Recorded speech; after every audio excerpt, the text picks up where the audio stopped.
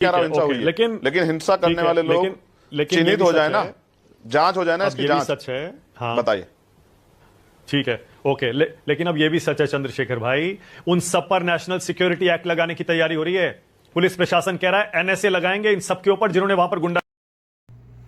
Hello दोस्तों, नमस्कार। आप सभी का मेरे यूट्यूब में स्वागत है। दोस्तों आज संदेश देने वाले हैं मानव गुप्ता, चंद्रशेखर आजाद, जो भीम आर्मी का। देखिए, सवाल से इतना जवाब मानव गुप्ता ने दिया, जवाब पूछे भीम आर्मी के, पूरा पसीना ही छूटने लगा। देखते हैं इस वीडियो में। जय श्री राम दोस्तों, अगर आप भी दिल से हिंदू राष्ट्र का सपना देखते हो तो इस वीडियो को जोरदार लाइक ठोको, कमेंट में पूरे जोश से जय श्री राम लिखो और चैनल को सब्सक्राइब करने में बिल्कुल भी कंजूसी मत करना। अब आते हैं आज की जहरीली लेकिन जरूरी डिबेट पर। दोस्तों, आज की डिबेट में हम देखेंगे एंकर मानव गुप्ता ने चंद्रशेखर रावण को ऐसे तीखे सवाल पूछे कि रावण की हालत खराब हो गई, इतनी खराब कि एसी भी ठंडा ना कर पाए। चंद्रशेखर रावण सही बात बौखलाया, है। ऐसे बौखलाया जैसे गूगल मैप्स ने रास्ता बदल दिया हो और वो डिबेट में फंस गया हो। तो चलो वीडियो देखते हैं और इस बौखलाहट की लाइव क्लास का मजा लेते हैं। पिक्चर चालू करो बे। चंद्रशेखर जी, स्थानीय गुंडों द्वारा उसमें जो शेड्यूल कास्ट का, सुन लीजिए मानक भाई, एक मिनट भाई देखिए, जो शेड्यूल कास्ट आपने जो बताया वो ठीक है, लेकिन मैं वो देखिए वो भी सच है ना, सारे वीडियो वायरल है। जो हिंसा वहां पर हुई, पुलिस की गाड़ियों में तोड़फोड़, प्राइवेट गाड़ियों में तोड़फोड़, कौन लोग हैं ये जो 100 लोग जो अरेस्ट हुए हैं? मानक जी, जब पुलिस सर पे खड़ी है डंडा लेके, बंदूक लेके खड़ी है, तो कोई भी कुछ भी बयान दे देगा। मैं कब मना कर रहा हूँ कि हिंसा नहीं, मैं भी कह रहा हूँ हिंसा हुई है, लेकिन हिंसा करने वाले लोग चिन्हित हो जाए ना, जांच हो जाए ना, इसकी जांच सच है। हाँ बताइए। ठीक है, ओके। लेकिन अब यह भी सच है चंद्रशेखर भाई, उन सब पर नेशनल सिक्योरिटी एक्ट लगाने की तैयारी हो रही है। पुलिस प्रशासन कह रहा है एनएसए लगाएंगे इन सब के ऊपर जिन्होंने वहां पर गुंडागर्दी की है। ये बड़ी अच्छी बात कही है। सीधे जेल जाएंगे आप। तो एनएसए के अंदर 1 साल जेल में रह के आए हैं, आपको पता है इसमें बेल नहीं मिलती 1 साल तक। 1 साल निर्दोष होते हुए, आपको नहीं पता निर्दोष होते हुए जेल रह के आया हूं। कोई सेंस है इस बात की? आपने मेरी बेल ऑर्डर नहीं पढ़ा आपने मेरा, मैं भेज दूंगा आपको कि ये राजनीतिक उससे किया गया षड्यंत्र है। चंद्रशेखर का इसमें कोई रोल नहीं। मुझे 4 महीने बाद बेल मिल गई थी। एनएसए तो यहाँ दलित और पिछड़े वर्ग के लोगों पे, मुसलमानों पे तो लगती है एनएसए, आपको नहीं पता है, मुझे तो पता है।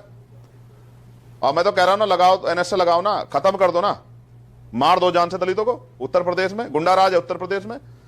चुप कर बे कुत्ते। जिसने जला के मारा उन पे एनएसए लगा दी क्या? कौन है ये 100 लोग जो अरेस्ट हुए हैं? पूछा आपने सरकार से? 100 लोग कौन है जो अरेस्ट हुए हैं? ये सब गरीब वर्ग के लोग हैं, सब दलित समाज के लोग हैं, जिनके पढ़ने वाले बच्चों को, काम करने वाले बच्चों को जाति के आधार पर उठाया गया है। पूछ के महिलाएं कह रही है ना। क्या ये आपकी पार्टी के कार्यकर्ता नहीं है? क्या ये आपकी पार्टी के कार्यकर्ता नहीं है? Good question. मैं फिर सही बात है। पहले सवाल का जवाब दे दूं आपके, जो आप कह रहे थे ना एनएसए। यहाँ एनएसए या तमाम धाराएं बनी उनके लिए ना, गरीबों के लिए, कि उनको फंसाया जाए, उनको जेल में रखा जाए, उनको उनके कार्य से रोका जाए, उनका करियर खराब किया जाए। आप नहीं जानते, हम तो उत्तर प्रदेश कार्रवाई को देख रहे हैं बहुत दिनों से।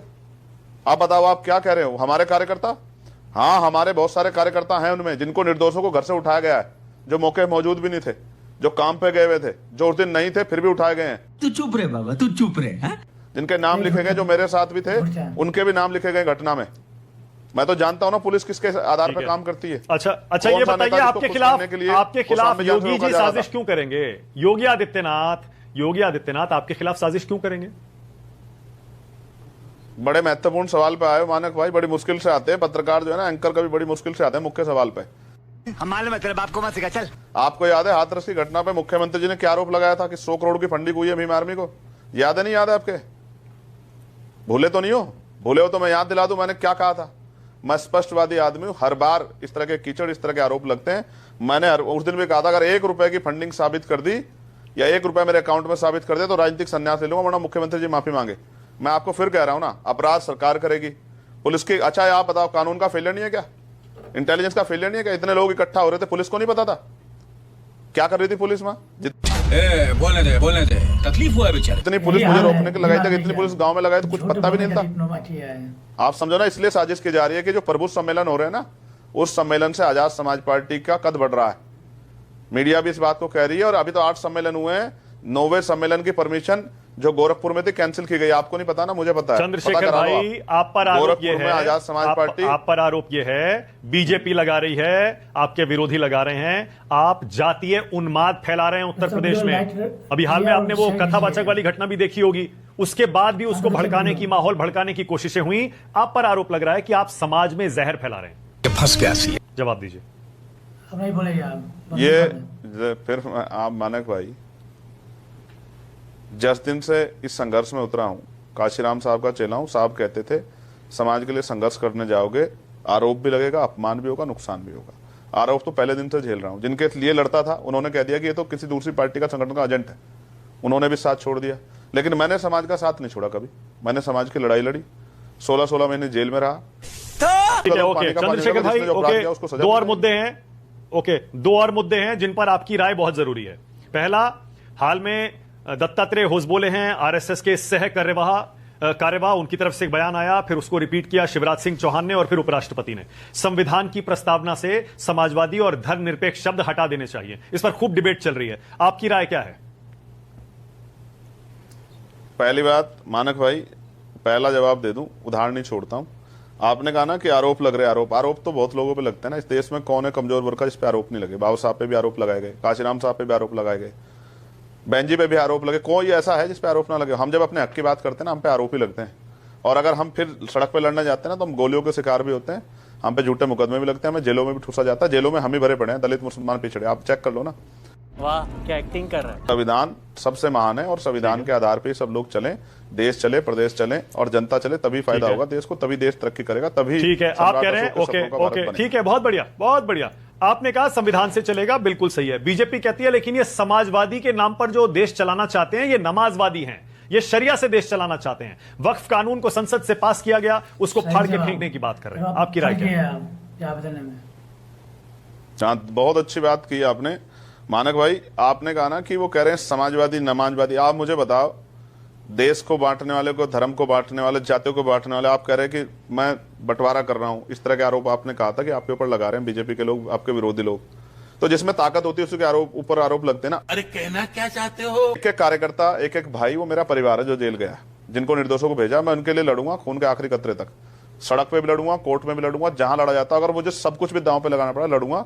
जब चंद्रशेखर जेल गया था तब लोगों के अंदर इतनी हिम्मत नहीं थी कि उसका साथ उस तरह दे देते जो राजनीतिक लोग थे। लेकिन जब तक चंद्रशेखर है, भीम आर्मी, आजाद समाज पार्टी, हमारी लीगल सेल की टीम जा रही है सुप्रीम कोर्ट की, हम उस हर लड़ाई लड़ेंगे कि एक साथी को बाहर निकालेंगे, हाथ नहीं छोड़ेंगे किसी का, ना हाथ पीछे खींचेंगे, कहेंगे कि हमारे नहीं, हमारे हैं, हमारा खून है, ठीक है। जब तक कोर्ट से आदेश नहीं हो जाता कि ये अपराधी है, उनके साथ खड़े हैं, उनको जेल से निकालेंगे।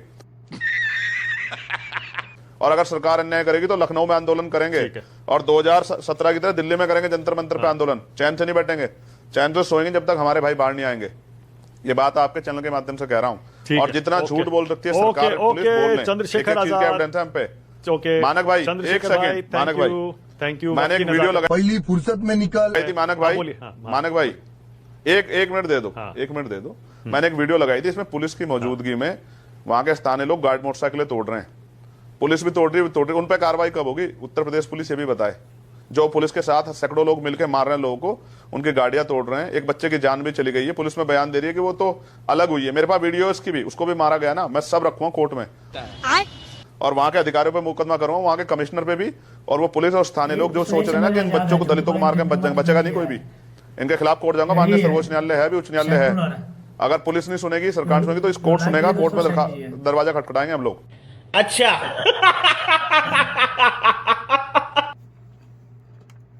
दोस्तों, आपको वीडियो क्वेश्चन रहा चंद्रशेखर आजाद, मानव गुप्ता जी क्या डिबेट शो में चंद्रशेखर आजाद क्या बोलती बंद हो गया था मानव गुप्ता ने ऐसे सवाल पूछने पे। अपना राय कमेंट में करिए, कमेंट कीजिए प्लीज़। आपको दिल पर मत लीजिए। वीडियो है देखने के लिए आज इतना ही। नेक्स्ट वीडियो मिलते हैं। नमस्कार।